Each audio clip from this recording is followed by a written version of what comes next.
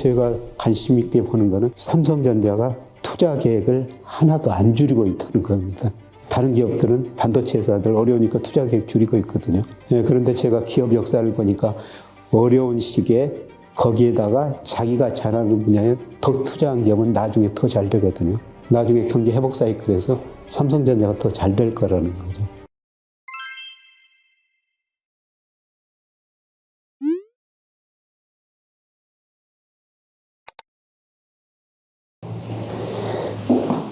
그래서 대표적으로 주식 대기자금이에요.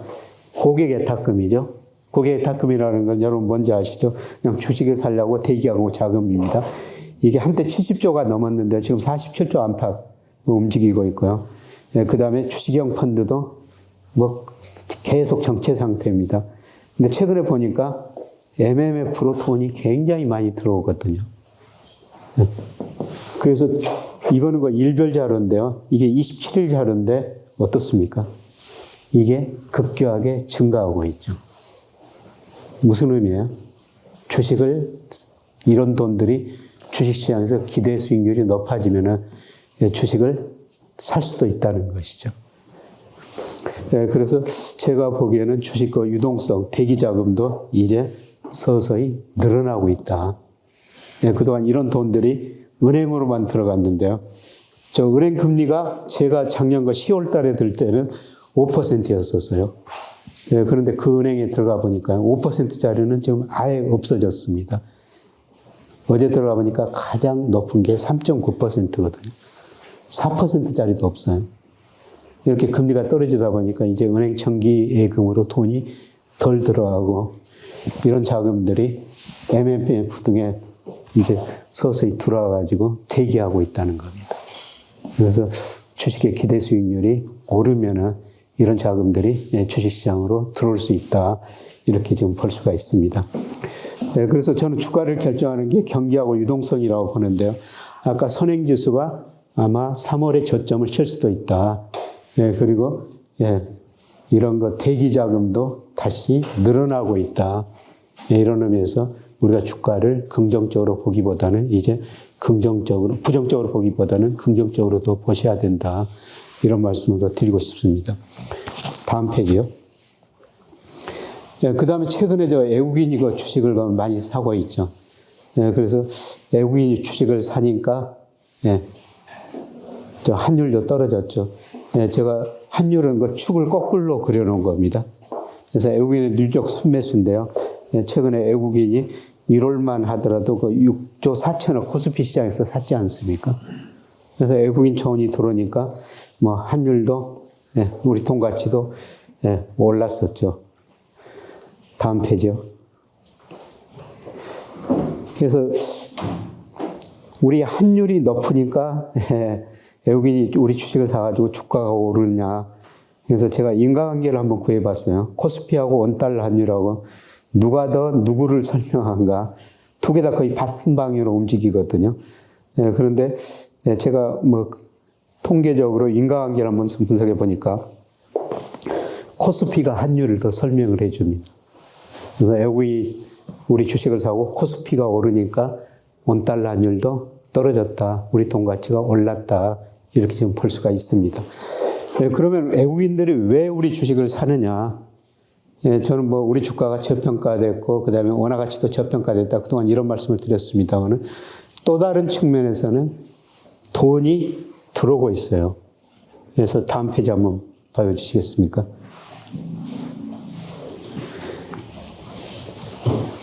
다음 페이지요. 자, 여러분이 저 국제금융센터 들어가면요. 매주 금요일 날 오후에 주간으로 발표하거든요. 세계 주식형 펀드, 채권형 펀드, 이런 돈이 어디로 이동한 거를 매주 그 주간 단위로 설명을, 데이터를 보여주고 있어요. 그런데 작년 11월부터 세계 주식형 펀드 자금 흐름 보니까요. 미국으로 돈이 거의 안 들어갑니다. 유럽으로 좀 들어가죠. 제일 많이 들어오는 데가 아시아 이머징 마켓이에요. 그래서 중국으로 올해 어떻습니까? 올해 지금 중국으로 166억 달러가 들어갔죠.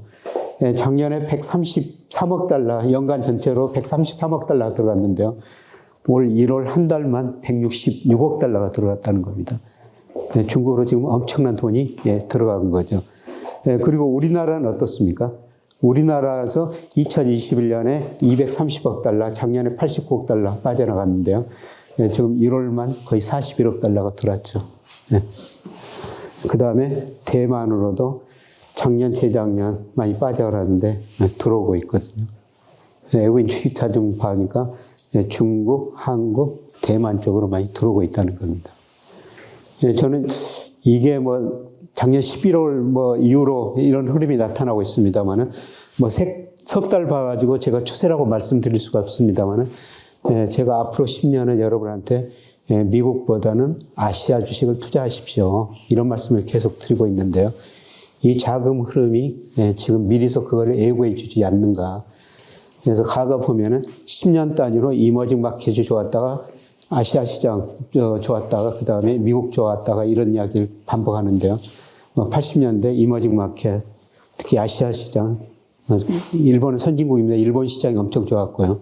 그 다음에 90년대는 어떻습니까? 미국 시장이 엄청 좋았거든요. 90년 중반에서 미국에서 정보통신 혁명이 일어나가지고 각 분야의 생산성이 증가하니까 미국 경제가 고성장 저물가를 동시에 달성하면서 미국 나스닥 시장으로 엄청 올랐죠. 그런데 2000년대에 들어가지고 나스닥 거품이 붕괴되고요.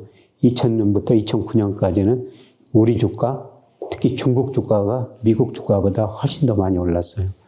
그리고 2010년부터 2020년까지는 미국 주가가 많이 올랐었죠.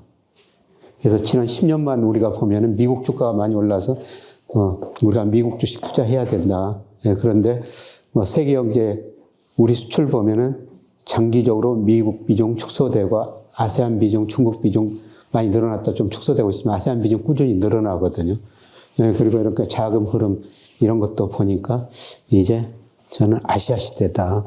그래서 여러분이 투자할 때 국가별로 비중을 조절해야 될 텐데요. 아시아 비중을 올해부터는 많이 늘려주시는 게 좋을 것 같다. 이런 말씀을 드립니다. 그래서 오늘 제가 세 가지 주제를 말씀을 드렸는데요. IMF 전망, 계속 경제 성장을 낮추다가 처음으로 올렸다는 겁니다. 2.7에서 2.9로 올렸는데요. 그거는 주로 중국 때문이다. 그리고 인도 때문이다. 그래서 세계 경제 성장 올렸다. 그 다음에 우리가 산업활동 동향 보면은 최근 경제가 현재 경제 지표를 나타내는 산업 생산 같은 건 굉장히 나쁜 게 나옵니다. 그래서 리세션 이런 이야기가 앞으로도 더 많이 나올 텐데요. 올해는 그런 지표는 보지 말자. GDP 성장률도 보지 말고 제조업 생산이 감소했다는 것도 우리가 신경을 별로 쓸 필요는 없다. 앞으로 선행지수가 올라갈 수 있는가. 선행지수가 올라가면은 이건 내년에는 경기가 회복되는 거거든요. 그 심지어 삼성전자 주가마도 제가 얼마 전에 그래프 하나 여러분한테 보여드렸습니다만 선행지수 순환 변동치하고 거의 같은 방향으로 움직이지 않습니까? 그러니까 2022년 6월 달에 2021년 6월 달에 그 삼성전자가 9만 원 갔을 때 그때가 6월이었거든요. 그때 삼성전자 주가가 고점 치고 선행지수도 고점을 쳤다는 겁니다. 그런데 선행지수가 3월 달에 저점을 치면 어떻다는 겁니까?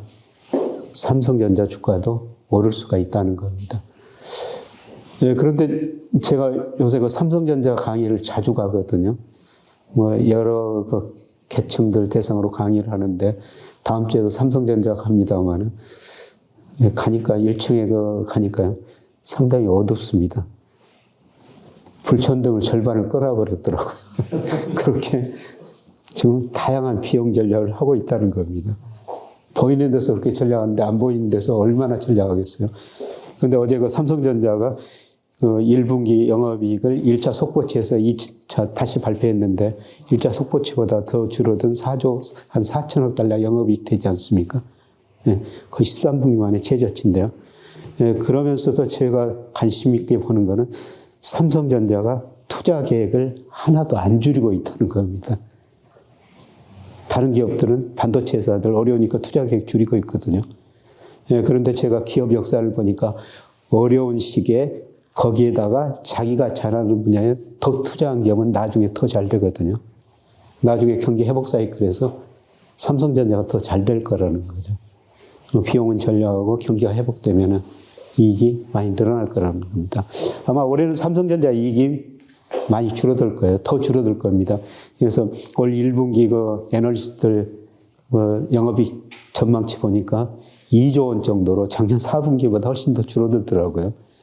그래서 우리는 이런 지표를 보지 말고 선행지수가 3월 저점을 치고 올라갈 것이다. 이런 의미에서 삼성전자 주가도 계속 올라갈 수 있다. 이렇게 지금 볼 수가 있고요. 그 다음에 여러분께서 그 가끔 저한테 많은 거 질문 거기 사이트에 들어가면은 2차 전지 어떻게 해야 되느냐, 지금이라도 사야 되느냐, 이렇게 물어보시는데, 저는 큰 추세라고 보고 있거든요. 전 세계가 지구 살리기로 가면서 내연기관차가 앞으로 갈수록 더 많은 전기차로 변할 것 같고요. 그래서 2차 전지는 정말 저는 큰 추세라고 보고 있습니다. 그래서 가격에 관계없이 그냥 조정을 보일 때마다 비중을 서서히 늘려가시는 게 좋을 것 같습니다. 얼마 전에 장기 국채 관련돼서 구매를 좀 얘기해 주셨고, 최근엔 또 단기 국채 구매 시기라고 말씀해 주셨습니다. 예.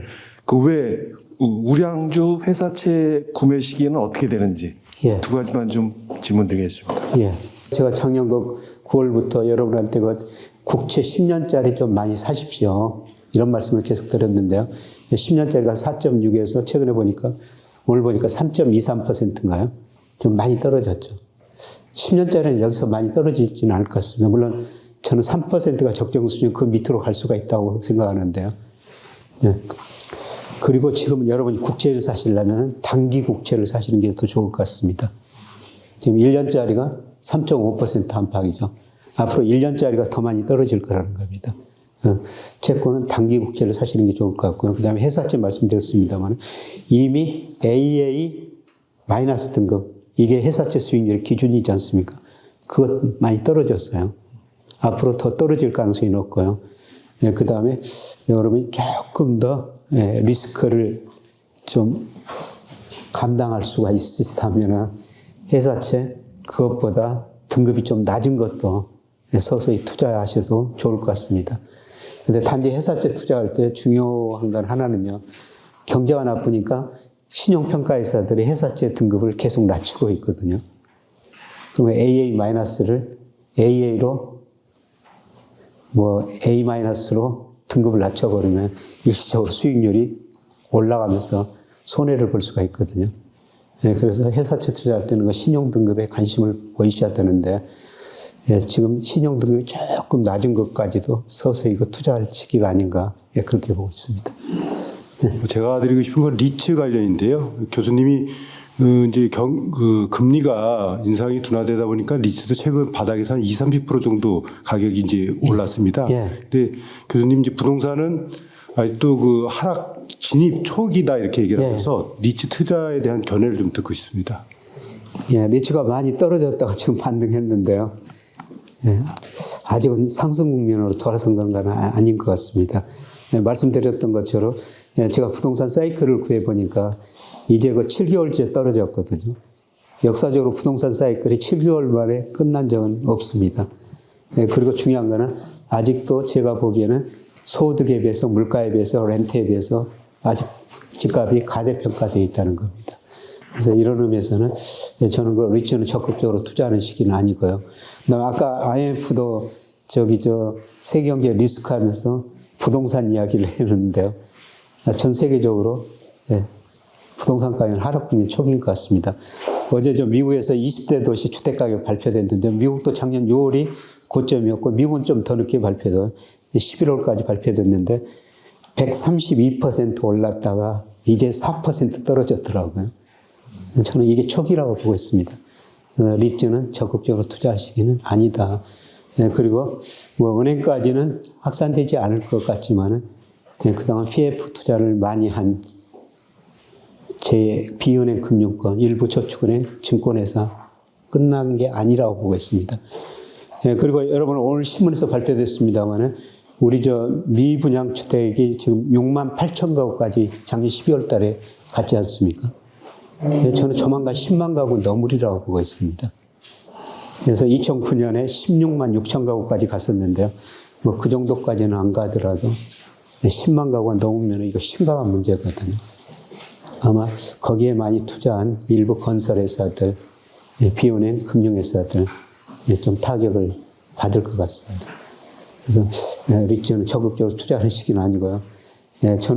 저도 리츠 하나 가지고 있어요. 우리나라 리츠보다는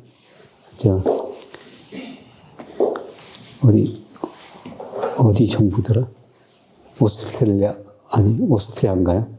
그 정부가 어떤 건물을 하나 임대해가지고, 거기다가 전부, 정부가 거기서 임대를 내고 그걸 하고 있더라고요. 그 관련 리츠인데, 그거에 대한 수익률이 굉장히 안정적이기 때문에, 분산 투자 차원에서 저도 리츠는 그 투자하고 있으면 우리나라 거는 아닙니다. 안녕하세요. 네. 그 장단기 금리차가 역전되면은 이제 시기에 상관없이 분명히 경기 침체가 온다고 말씀해 주신 적이 있는데 네. 그 많은 전문가들이 아직 경기 침체는 아직 오지도 않았다고 이제 시작일 거라고 말한 거를 들었거든요. 네. 근데 선행지수 순환 변동치 저점이 3월이라고 말씀 주신 거면은 이게 경기 침체랑 그 저점이랑 혹시 어떤 상관이 있는지 궁금합니다. 예.